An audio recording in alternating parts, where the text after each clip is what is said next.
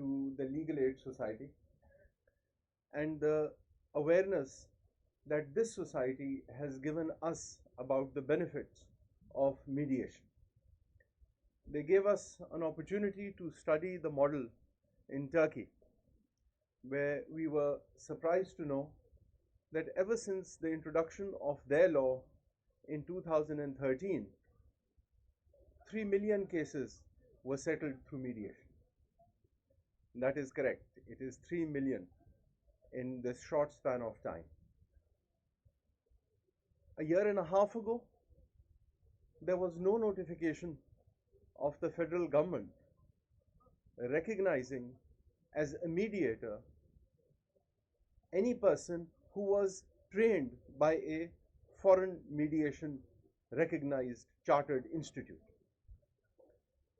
But sir, today we have more than 60 of them here in Islamabad, and I assure you that they are young, robust specialists, not just in the field of civil litigation, but in specialist areas also.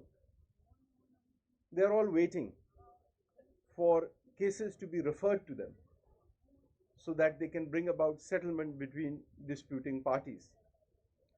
We at the Islamabad High Court have referred a number of cases, some of which have been successful, and the disputes have been settled in the form of a settlement agreement which is then made a rule of court, and others which have not been successful, and that is quite all right, because you've got nothing to lose. Ultimately, the courts are there, and you can settle your disputes through the justice delivery system, which is there in the law as well as the Constitution. But we feel that the benefits of mediation should not just be restricted to our civil courts or the constitutional courts, but awareness of mediation ought to be brought in areas of administrative tribunals. For instance, we were pleasantly surprised to know that in Turkey, unlike our Mediation Act and the rules made under that act, in Turkey, mediation in labor laws is compulsory. It is mandatory. And the government pays for the first couple of hours fee of the mediator.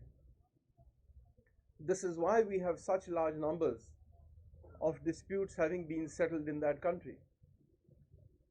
Whereas, unfortunately, in the National Industrial Relations Commission here in Pakistan, this concept has not been introduced as yet. Ask us, sir.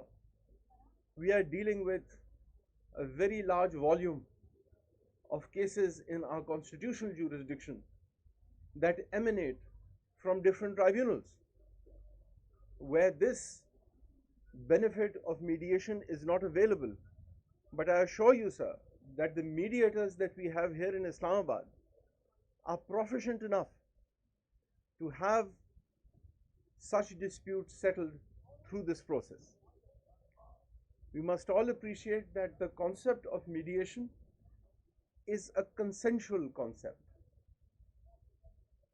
We as courts cannot force parties to go into mediation, unlike arbitration, where we can bind them to abide by their contract. In mediation, there has to be consent of both the parties. If we read our Mediation Act of 2017, the thread of consent goes right the way through it. But in order to make mediation a success in the true sense of the word, the concept of costs has to be implemented in letter and spirit. The concept of costs following the event, when there is an unreasonable denial or refusal to go into mediation and to have the dispute settled, if that intransigent party finally loses, he ought to realize that he will not just pay for the successful party's costs, but he will also have to pay for the process of mediation if it was there and failed because of him, or there has to be some sort of a punitive measure for that alternative not having been explored. We are in the process of making rules which are going to put into effect the requirements of the Costs of Litigation Act of 2017.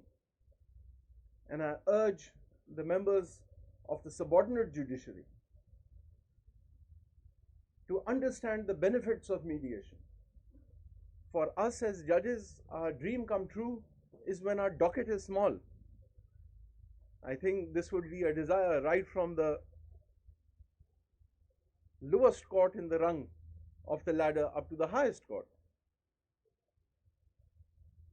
But this docket can be very easily reduced when the presiding officers have the ability to explain to the warring parties the benefits of mediation, which is rooted not just in law but in our religion.